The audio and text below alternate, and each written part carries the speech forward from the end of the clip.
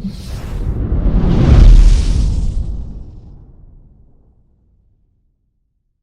అండి, అందరూ ఎలా ఉన్నారు? బాగున్నారా? నేను బాగున్నానండి. ఇవాళ మీ ముందుకి నేను కాలీఫ్లవర్ మసాలా కర్రీ, మంచి మసాలా, చాలా చాలా బాగుంటుంది. సో నేనేం వేసేసుకున్నానంటే నేను నువ్వులు వేసుకున్నాను, గసగసాలు వేసుకున్నాను, జీడిపప్పులు వేసుకున్నాను, ధనియాలు వేసుకున్నాను, ఎండుమిరపకాయలు వేసుకున్నాను, అలాగే కొబ్బరి వేసుకున్నాను, ఎండు కొబ్బరి, జీడిపప్పులు. ఎండు కొబ్బరి అంటే మరీ ఎండిపోయినది కాదు, 2 డేస్ది, మొత్తం అంతా తేమంతా పోయింది చూసారా. మరీ ఎండిపోయింది వేరుగా ఉంటుంది, అది బాగా వాసన వస్తుంది. అలాంటిది కాదు, 2 డేస్ అయిపోయి మంచిగా ఆరిపోయినది, లేదా పచ్చి కొబ్బరి కూడా వేసుకోవచ్చు. మీ దగ్గర ఇలాంటి 2 రోజులైనా మంచిది ఎండు కొబ్బరి లేకపోతే పచ్చి కొబ్బరి అయినా మీరు వేసుకోవచ్చు. మిగతా మాత్రం లవంగం, దాల్చిన చెక్క, ఇలాచి. లవంగం, దాల్చిన చెక్క కామన్ అండి. మిరియాలు, ధనియాలు, అలాగే జీడిపప్పు, అలాగే ఎండుమిరపకాయలు, నువ్వులు, గసగసాలు ఇప్పుడు వేస్తున్నాను మీకు చూపించడానికని. నేను గసగసాలు వేస్తున్నాను, ఒక 1 స్పూన్ వేస్తున్నానండి. నేను ఈ పొడి చేసి పెట్టుకుంటున్నాము. అలాగే బియ్యం కూడా వేసేసాను నేను. మనకి ఆ థిక్ కన్సిస్టెన్సీ రావాలంటే బియ్యం వేయాలి. సో బియ్యం కూడా వేసేసాను నేను. అన్నీ ఇందులోనే ఉన్నాయండి. బియ్యం, నువ్వులు, జీడిపప్పులు, మిరియాలు, లవంగం, దాల్చిన చెక్క, ధనియాలు, ఎండుమిరపకాయలు, గసగసాలు, కొబ్బరి, ఇవన్నీ మనం వేసేసుకున్నాం.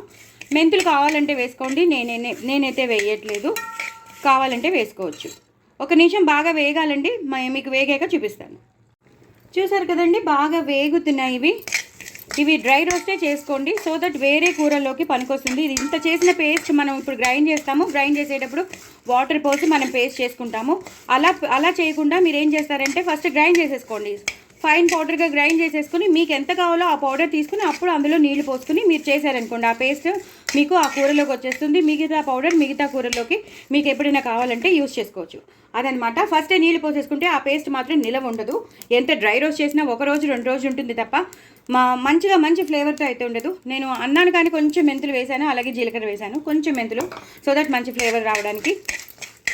మనకి ఆ మెంతులు, ఆ జీలకర్ర ఫ్లేవర్ పడందే కొంచెం తినలేం కదా. సో ఇవి బాగా డ్రై రోస్ట్ అయిపోవాలి.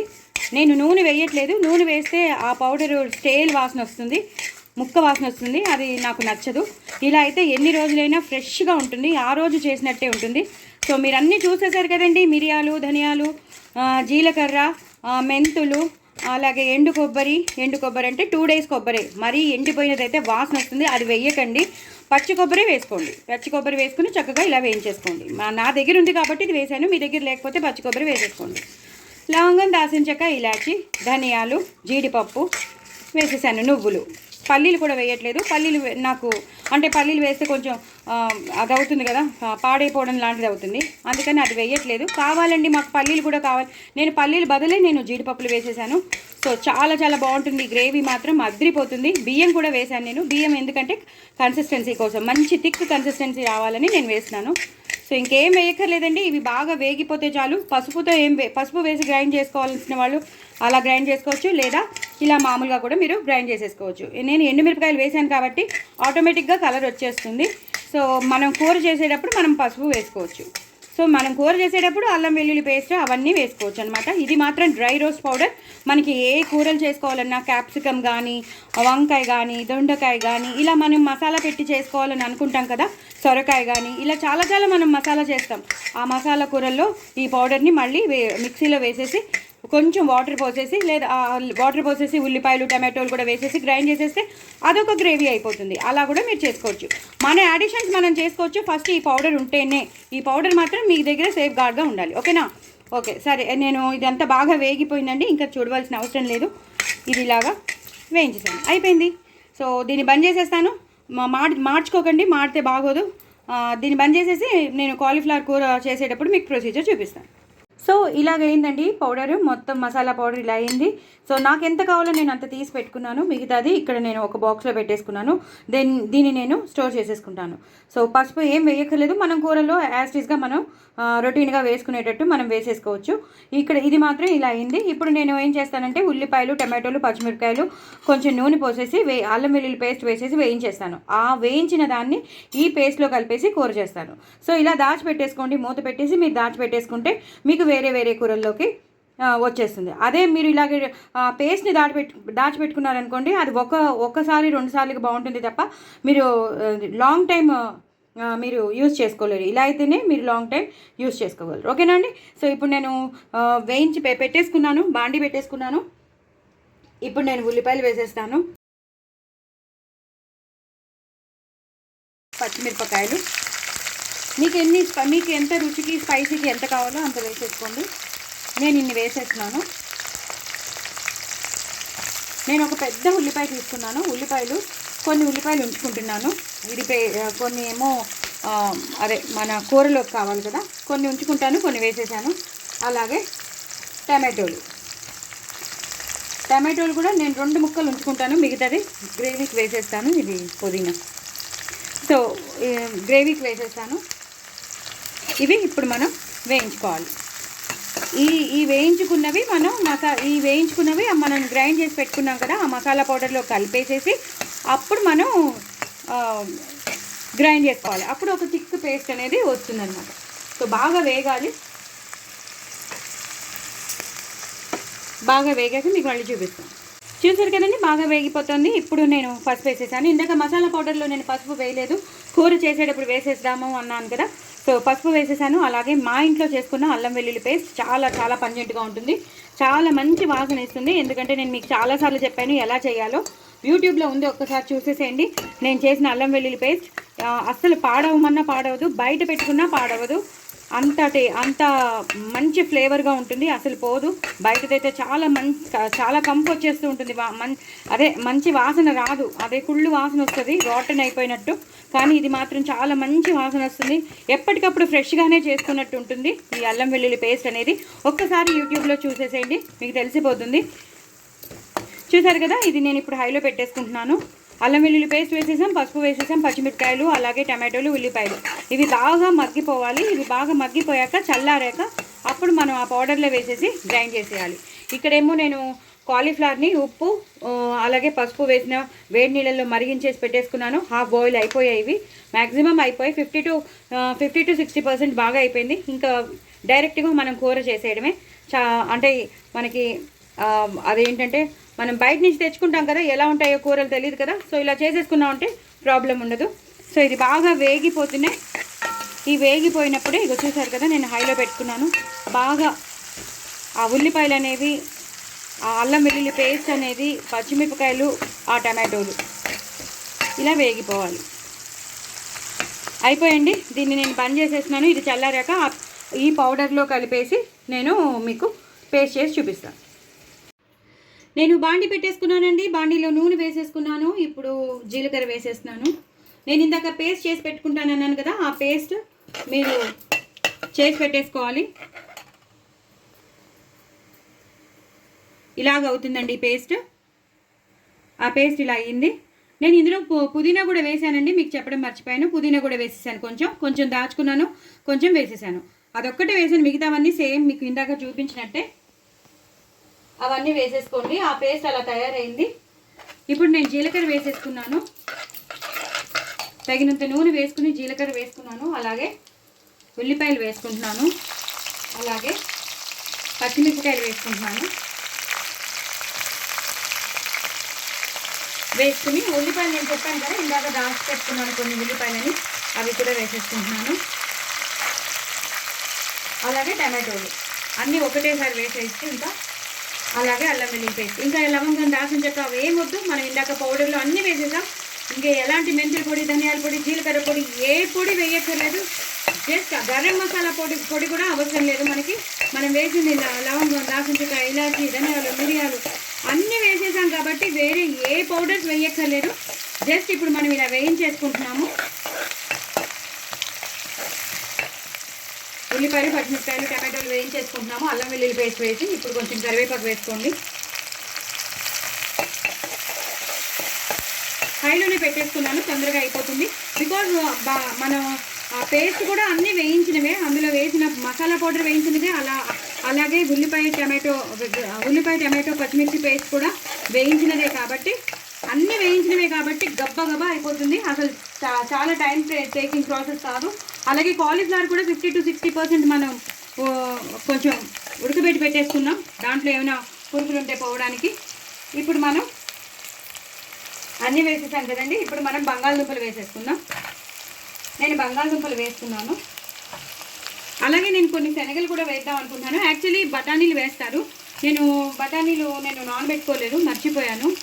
సో నేను ఇప్పుడు శనగలు నేను ఉడకబెట్టి పెట్టుకున్నాను, అవి కొన్ని వేసేద్దాం. మనకి శ్రావణ శుక్రవారానికి శనగలు వస్తాయి కదా, అవి కూడా వేసేద్దాం. బట్ అది ఇప్పుడు కాదు, ఇవి కొంచెం మగ్గాలి. ఈ బంగాళదుంపలు అనేవి కొంచెం మగ్గిపోతే అప్పుడు మనం మిగతావన్నీ వేసేయచ్చు. సో మగ్గాక మీకు మళ్ళీ చూపిస్తాను. నేను ఇప్పుడు కొంచెం పుదీనా వేసేసానండి. ఇందాక పేస్ట్లో కూడా వేసానని చెప్పాను కదా, ఇప్పుడు కూడా నేను పుదీనా వేసేసాను. ఇప్పుడు అసలు శనగలు నేను ఉడకబెట్టుకున్నానని చెప్పాను కదా, శనగలు అవి కూడా వేసేస్తున్నాను. మీకు ఎన్ని కావాలో మనం బఠానీలు ఎలా వేసుకుంటాం అలాగనమాట. నేను బఠానీల బదులు శనగల్ని రీప్లేస్ చేస్తున్నాను. మీరు బఠానీలు వేసుకోండి, లేదా శనగలతో, మేము కూడా శనగలతో తింటామండి అంటే మీరు కూడా శనగలతో చేసేసుకోండి. మరీ ఎక్కువ వేసుకోక్కర్లేదు, ఇలా ఉంటే చాలు. మనకి అప్పుడప్పుడు మనకి తింటుంటే రావాలి. మనం బఠానీలు ఎలా వేసుకుంటాం అలాగనమాట.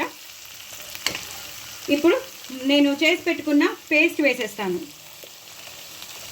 నేను ఇందాక మీకు చూపించాను కదా, మళ్ళీ అన్నీ నేను రిపీట్ చేయలేను. మీకు ఇందాక నేను చూపించాను కదా, ఆ పేస్ట్ మొత్తం వేసేసుకోవాలి. ఎందుకంటే మనం కాలీఫ్లవర్ కూర చేస్తున్నాం కాబట్టి ఇది బాగా ఈ బంగాళదుంప, ఈ టమాటో, ఉల్లిపాయ, శనగల పేస్ట్లో బాగా మొత్తం నేను ఎంత చేశానో అంతా వేసేస్తున్నాను. కొంచెం తీస్తాను.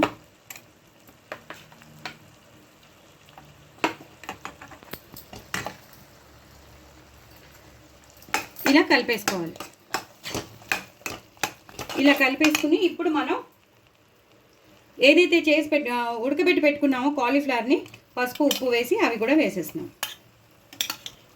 అన్నీ ఒకటేసారి ఇంకా గబగబా అయిపోతాయి. బికాజ్ అన్నీ ఉడికినవే, అన్నీ వేగినవే కాబట్టి అసలు టైం పట్టదు. మనకు ఆ మసాలా పేస్ట్ చేసుకోవడమే కొంచెం టైం టేకింగ్ ప్రాసెస్. మిగతాదంతా గబగబా అయిపోతుంది, ఫాస్ట్గా అయిపోతుంది. మీరు ఈ కాలీఫ్లవర్ బదులు వేరే కూరలు క్యాప్సికమ్ టమాటో కానీ, లేదా మీరు వంకాయతో చేసుకోవచ్చు, దొండకాయతో చేసుకోవచ్చు, చిక్కుడుకాయతో చేసుకోవచ్చు, అలా మీరు సొరకాయతో చేసుకోవచ్చు. అలా ఎన్నంటే దాంతో చేసుకోవచ్చు. మీరు ఇలా పూర్తిగా కలిపేసుకోవాలండి. మొత్తం ఈ మసాలా పేస్ట్ అంతా ఈ కూరకి పట్టాలన్నమాట. ఇలా ఉంది కదా. ఇప్పుడు నేను పెరుగు వేసుకుంటాను, చిక్కటి పెరుగు. మంచి టేస్ట్ వస్తుంది చిక్కటి పెరుగు వేస్తే. అలాగే రుచికి తగినంత ఉప్పు. నేను చెప్పాను కదండి, ఇంక ఎలాంటి గరం మసాలాల పౌడర్, జీలకర్ర, ధనియాలు ఏం వేయద్దు. తగినంత ఉప్పు. నేను ఇందాక మసాలా పౌడర్లో వేయలేదు కాబట్టి రుచికి తగినంత ఉప్పు వేసుకోండి.